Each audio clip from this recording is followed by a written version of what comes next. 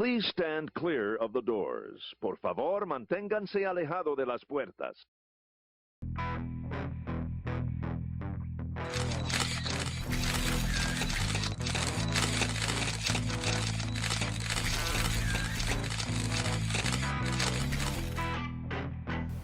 Hey everybody, welcome to Conversations. I'm Kirk Shepard, your host, and here we are on Sunday night, 9 p.m. live, coming at you from Cincinnati, and this will be our season finale for this first season of the show, and I can't think of a better person to end our little run of first season shows than with this wonderful, talented, and amazing lady. Please welcome my guest, therapist, consultant, trauma expert, and brilliant person, and all-around brilliant person, Shanda Sugg. Hello. Hello, Kirk. Thank you. How are you? I am doing very well. I appreciate your introduction. Happy Memorial Day weekend. Thank you. It's been rainy here today, but yeah, it's been good. Yeah. So, welcome. I've been trying to find interesting people to talk to on the show thus far, and you stood out from the beginning as somebody who I thought would have a lot to say and would be engaging. So why don't you talk to folks a little bit about who you are and how you kind of got to what you're doing now and how you got there. Yes. Well, I am a therapist, a trauma specializing therapist, and a trainer and consultant. And I think really the journey that got me here is ultimately my own personal trauma that I've experienced. And as I began to embark on my own healing journey, part of it is I want to help other people heal, but really it's the discovery that all of my life's experiences have really aided in me building the gifts that I have and who I am. So I think I've always been a healer. I just didn't know it. So now I think I'm really just walking in my purpose. I wish if it could be a little more, fancy, but really, nope, I think I'm doing exactly what I'm supposed to be doing. And it's really the healing that I've done. Yeah. So you're doing therapy with some folks. You like to specialize in trauma work, but also what I find really fascinating and kind of work I wouldn't want to do actually is that generational family trauma stuff, that family therapy where you're really digging in to some intense stuff. What's that been like? Oh, it's amazing. I love it. And to your point, most people are like, you can have it. People are not interested in it at all. And I really love it. So multi-generational families, not really, like parents and their kids, but I'm talking teenage to adult children with their parents. Please sprinkle in an aunt, a cousin, and a grandmother or grandfather in there. And really, we're looking at the generational trauma that has passed on and on and on. But it gets talked about like, oh, that's just who I am. Well, that's just what our family does. This is how we are. And helping them understand that, no, this is actually trauma that got passed down and it's impacting every single member. But families have a tendency to isolate one or two members and say they're the problem. This one over here, they've always been a troublemaker, or they get scapegoated, or they're the ones who didn't develop coping skills. Well, they did. Their coping skills happen to be, alcohol and drugs and things like that. And so I have to bring the whole family in and say, the family system supports this. So if you want change in one member, the entire system has to change. And I've had a lot of success. And by success, I mean families really feeling like they're shifting the narrative of their family and being able to stop those patterns going forward. And there's not a person I talk to who doesn't go like, ooh, like that's important. We need this. There's a gap though between, trust me, I still got room. People are not knocking down my door for the family therapy, but everyone says they need it. They recognize that. Yeah. You see, Joy says here's what you do. Hi, it's so Joy. important. Nice to have you. We'll be happy to entertain any questions throughout, but we also will set some time aside at the end for question and answer as well. We could do an entire season of shows on a variety of topics around race and gender and sex and trauma. But today I want to kind of focus mostly on you. And you already kind of talked about some of your own journey. And we'll get to it. Actually, we're just going to do it now. It's my favorite part of the show. We're just going to go to it. It'll give us the opportunity to talk about some things. I'm excited and nervous at the same time. Well, one of the things I wanted to back way up for folks who maybe don't even know what we're talking about is maybe to just kind of explain what trauma is and just kind of get a little bit of a foundational understanding of what we're even talking about when we say that word trauma. Yeah, absolutely. So I think the word has been increasingly thrown around over the last, for sure, decade. But when I'm talking about trauma, I'm actually not talking about an event or a series of events. I'm actually talking about the worldviews, the behaviors, and the belief systems that result from an event or a series of events. All of that lives in our body and it plays out every single day.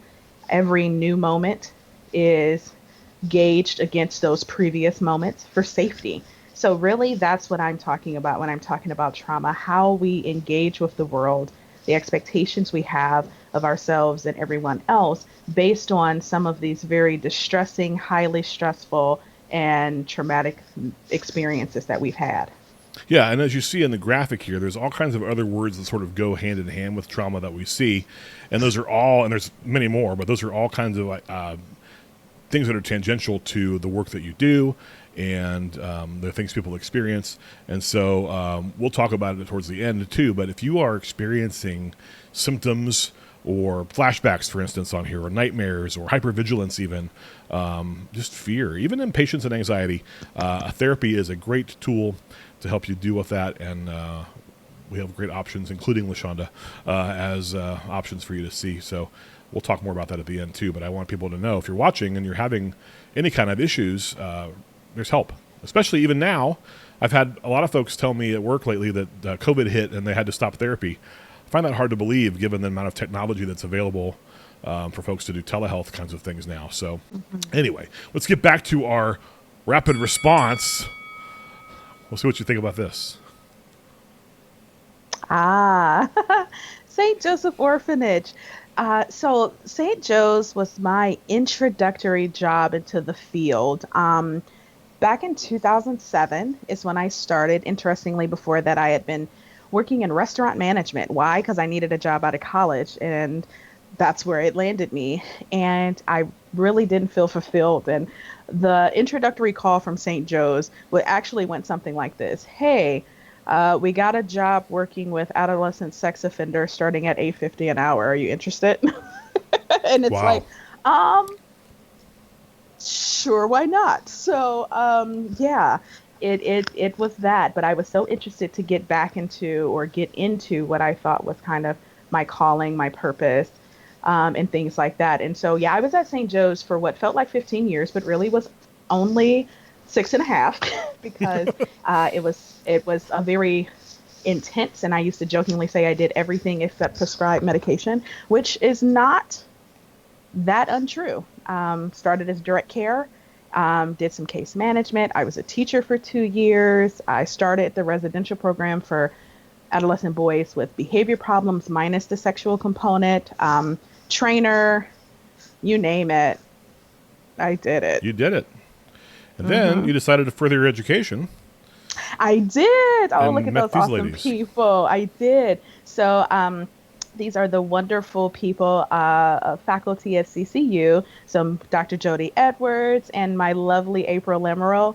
And there is Dr. Marlene Estenson. And I'm thinking Dr. Laura Presley, if not Close Doctor to for it. sure, very close to Yeah. Dr. Laura Presley.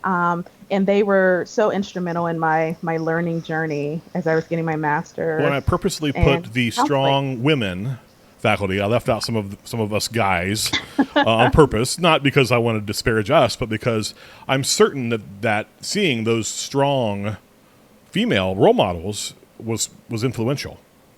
It was very influential. And what I appreciate is they were different in many ways. And so strength didn't look the same for each of them.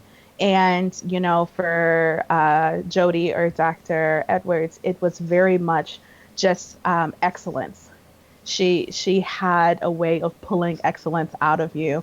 And April was just the heartbeat, really, of the program, and her care, her attention was so vital to helping me feel safe in the environment.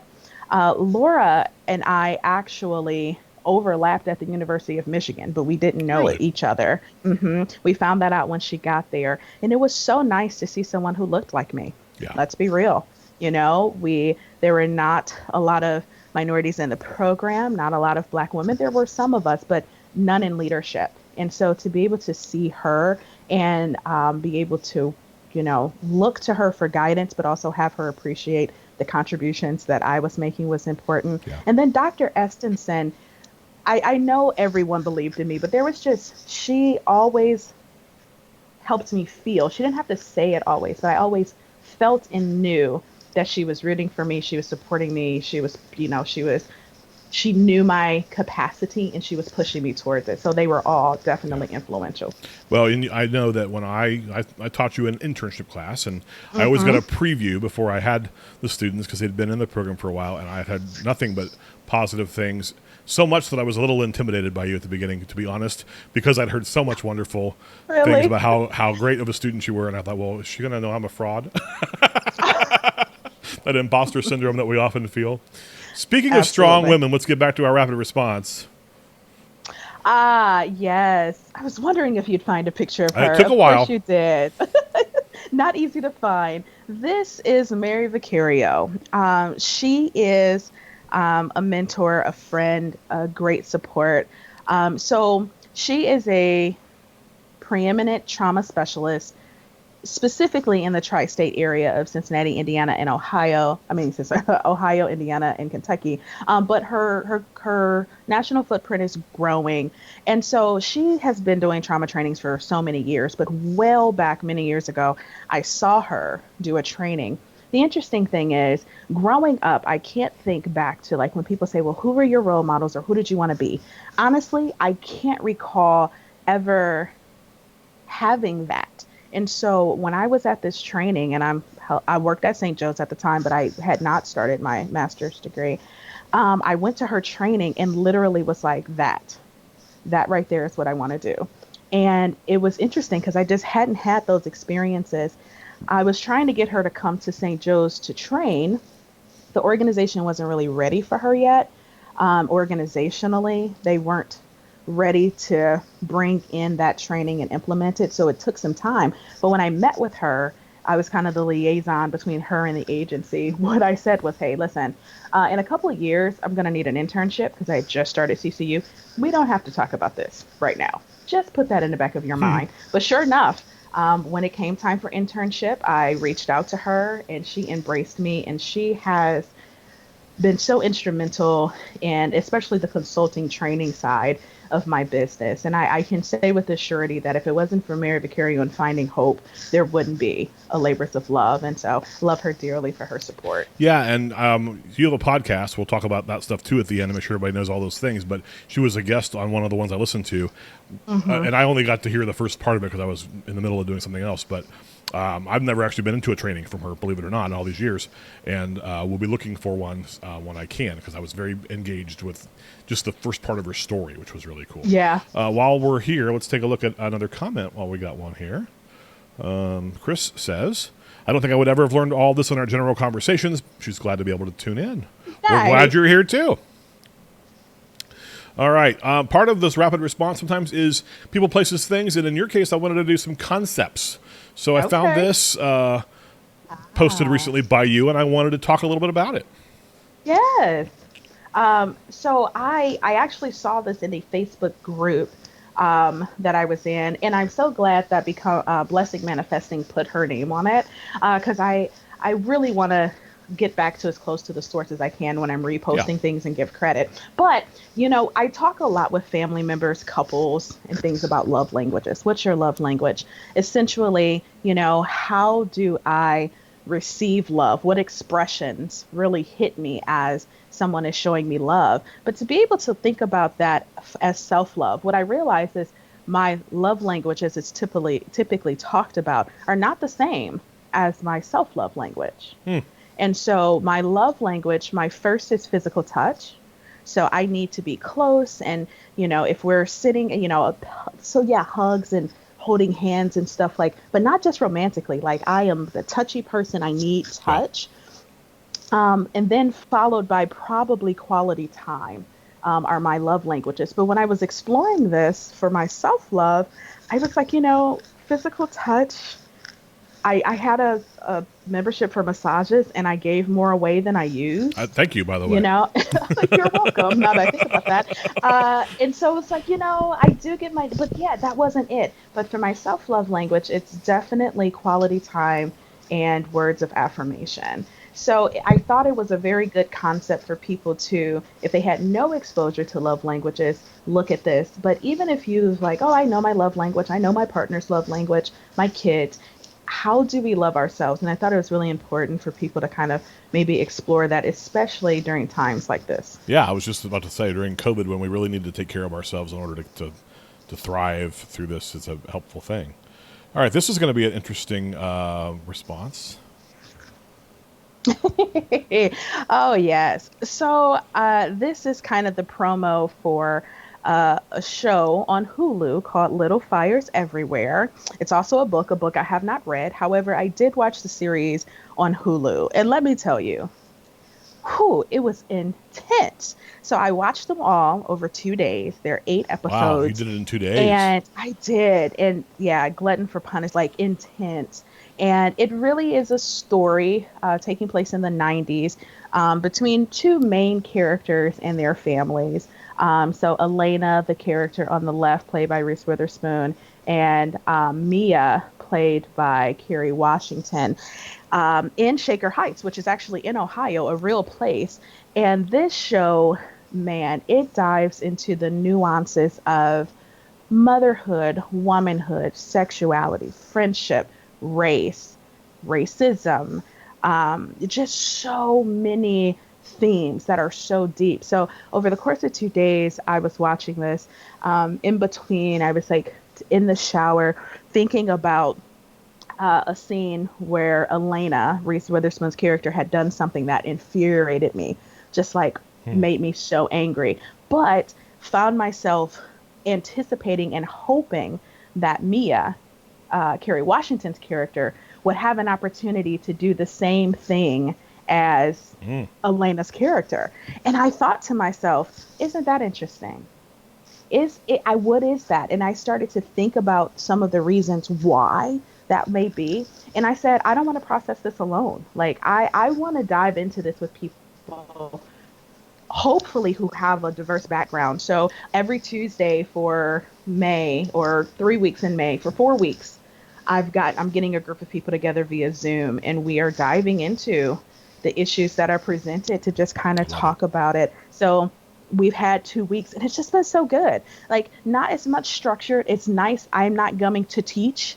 Yeah. I don't have to bring the wisdom or anything. We just talk, and it's so good to just, and they have been diverse groups to just talk about like our takeaways, how it intersects with real life. And yeah, it's been fantastic. It's a great show.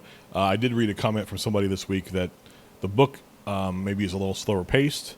It's called Little Fires Everywhere, and the TV show, there are gasoline explosions pretty much every week. So I'm not sure how little those fires are.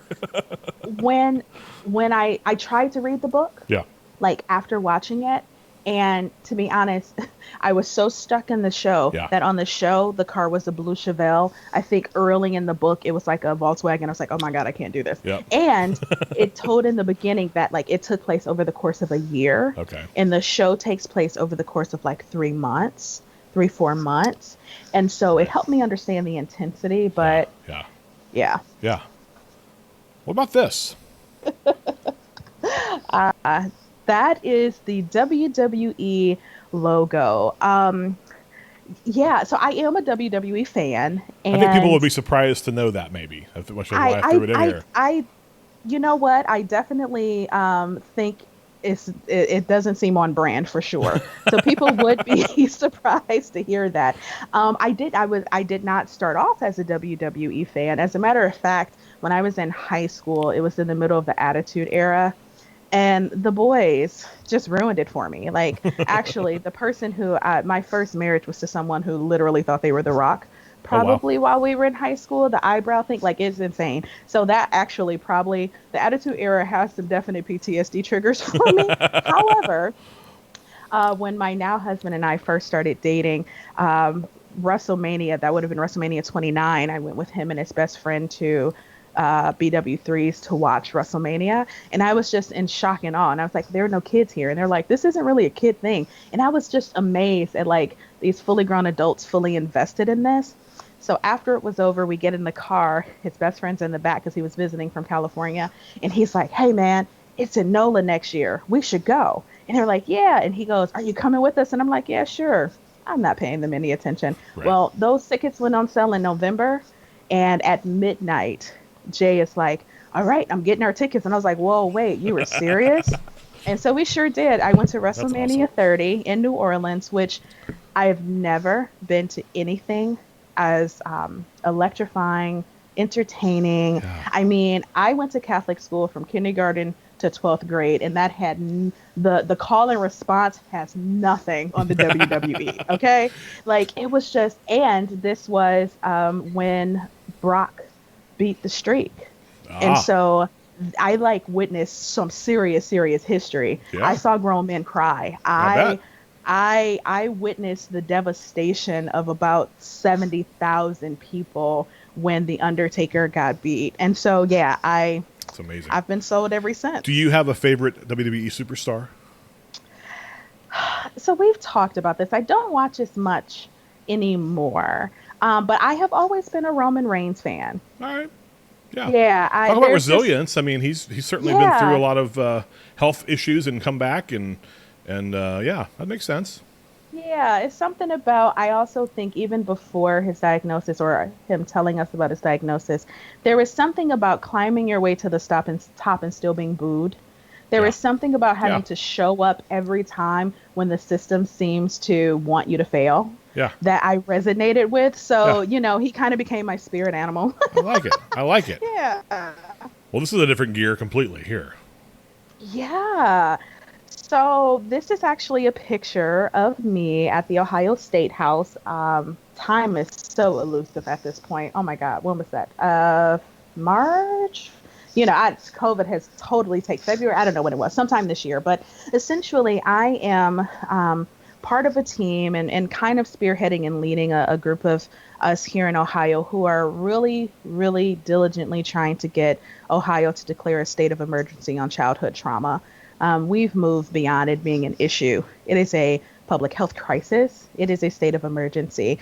And so this was a press conference that we were at in Columbus.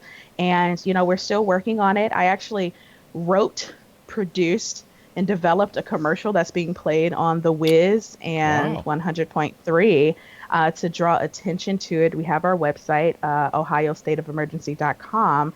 And so we're really pushing for people to understand what you were kind of talking about in the first picture, that especially with children, what is, and to be fair, with a very specific emphasis on African American children and other marginalized communities, because people don't look at these children and say, oh, they've had trauma. They say they're delinquent, they're criminal, they're bad, they're unmotivated. Look at what they're doing. And so the narrative that has been created since the country began, but also through media and even within our therapy system, our medical system, is that, you know, there's something wrong with them. Right. And they're not understanding that this is trauma. So, yeah, that's where that picture was from. I love it. Ah, yes. So The Heart of a Therapist. The Heart of a Therapist is an anthology that will be coming out this summer with myself and several other therapists who are each writing a chapter about kind of how we got into therapy, how we help people, and just a little bit about our journey. So this is kind of a launching point for me in my writing to be able to talk about kind of the quick and dirty, how I got started. But I'm also doing some work on my own book, which will be part memoir, part self-help. I can't wait. And the journey has been extremely tedious and painful because I have to go back through all of this trauma and be able to put it into words that are that give justice to what I've been through, but also shed the light on the resilience I've built so that I can help other people. If you need a foreword, I know where to find one. Okay. Just so you know. Oh, Thank you. Because as I'm sitting here before we went on, I went, silly girl, you should have put on one of your T-shirts. So I also sell, I have a line of T-shirts that I sell through my website. Um, and they started off as just shirts that I was wearing for myself, like my logo. I have one that says cope with a strike through and then heal. You know, coping is not our final destination. Now that we've coped, let's heal.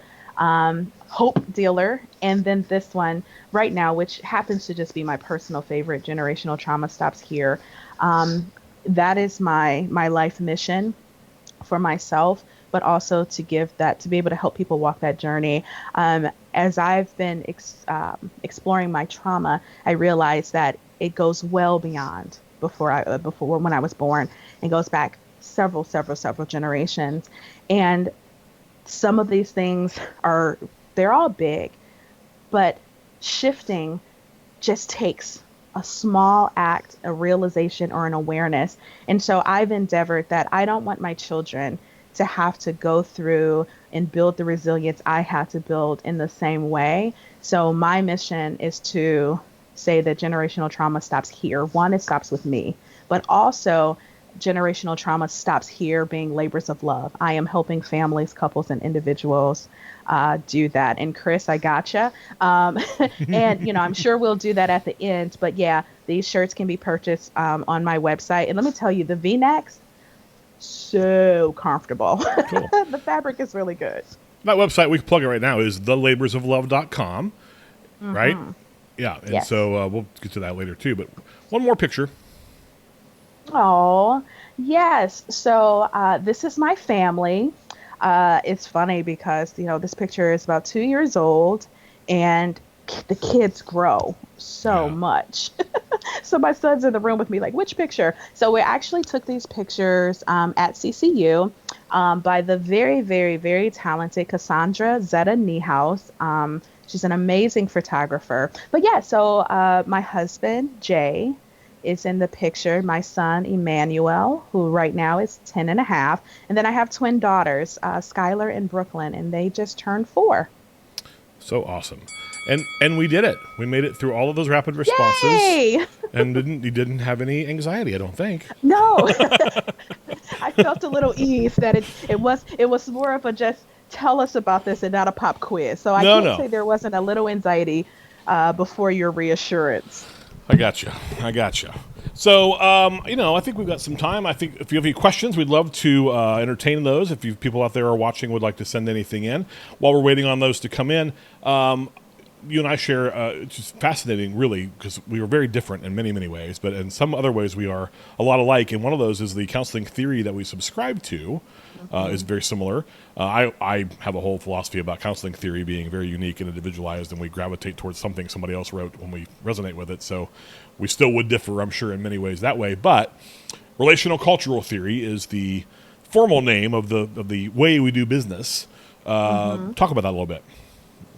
So yeah, it's interesting. When my very first internship meeting with Mary specific, I'm her intern now, and we're talking, and I remember saying to her, and CBT is my theoretical orientation, and she goes, we'll work on that. Now, to be fair, CBT is all I had exposure to, and it made sense for working with the population of youth that I was working with. But relational cultural theory essentially says that healing happens in relationship, and all relationships take place within the cultural construct that we're in. And so in order to treat someone clinically, you have to understand the importance of not just your relationship, your clinical relationship, but all of the relationships that they are in and how they contribute to what's happening with them, and the overlay of culture on how we view the problem and the issue the person is bringing, but also the path that we help them walk to healing is going to be extremely significant. And I add in there that we're not just talking about people relationships, right? We all have relationships with our objects, our car, our work, ourselves, and all of those things. And that's the lens that we look then through. Yeah, faith. We look through those lenses, and that's how we interact with the world and relate to each other and ourselves. And that's the first step in getting better is knowing, I think, and so being able to talk about that area of your life and how those relationships impact the rest of yourself is a huge part of what we do in therapy, I think. Yeah. And I think, I can't be remiss to talk about developmental and relational trauma therapy, which is really the lens that I see life through, honestly. And so Healing Our Core Issues, Dr. Rick Butts and Jan Bergstrom have been instrumental in my professional journey. And again, what I love about the model is, so essentially, to wrap it up, every experience you've been through helps build what I call our template. And it tells us where things go, what's right, what's wrong, what's this, what's that. And we engage with the world based on that. And what I love about the model and everything about it is not only are you learning this to help other people, but you have to do your own work.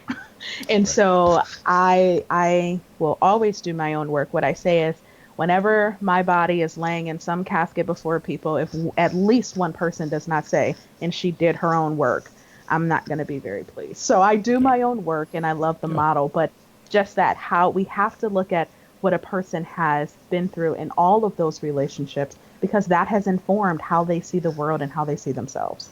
Absolutely. Hey, we've got a question. Yay! Here it comes. Kristen wants to know, any recommendations for resources or trainings for a new counselor interested in specializing in trauma therapy? Yes, absolutely. So one, what I was just telling you about, the developmental and relational trauma, I know the training that we're doing starting next month is full, but there comes. So DART is the abbreviation for that, and Healing Our Core Issues Institute.com is where you can find information about that. I have found EMDR to be a good practice. I will say that the way I have been trained is incorporating EMDR into your clinical practice, which is a little less rigid than EMDR specific EMDR training, but that has been extremely helpful. And Tri-State Trauma Network is an organization that is a clearinghouse for so many trauma trainings. So definitely look into them, but they also offer the trauma responsive care certification. Mary Vicario is kind of that is her theory to practice training. I sometimes co-facilitate that, but it gives a lot of just great information on working with various populations in order to be not just informed, but responsive to their needs. Yeah. So yeah, excellent question. For those of you who don't know what EMDR is, because we have some general audience folks who may not be familiar with those terms, talk about that just a little bit, just a little. Yeah. EMDR stands for Eye Movement Desensitization and Reprocessing. So essentially, and the way I'm trained is belief system focused. And so oftentimes people will have struggles in their current life situations, and we're kind of looking at what is the belief that's working under there. And literally EMDR requires bilateral stimulation. That could be following my fingers back and forth. There's sounds, there's lights, there's paddles, there's tapping, there's all sorts of ways to do that. But pretty much it's getting to the neuronal network inside of your brain that's holding that and kind of rewiring that, if you will. EMDR, if you think of a circumstance, someone may have gotten into a car accident and their anxiety is so very high, for example, whenever they have to drive, then it raises so high they don't even want to be in a car.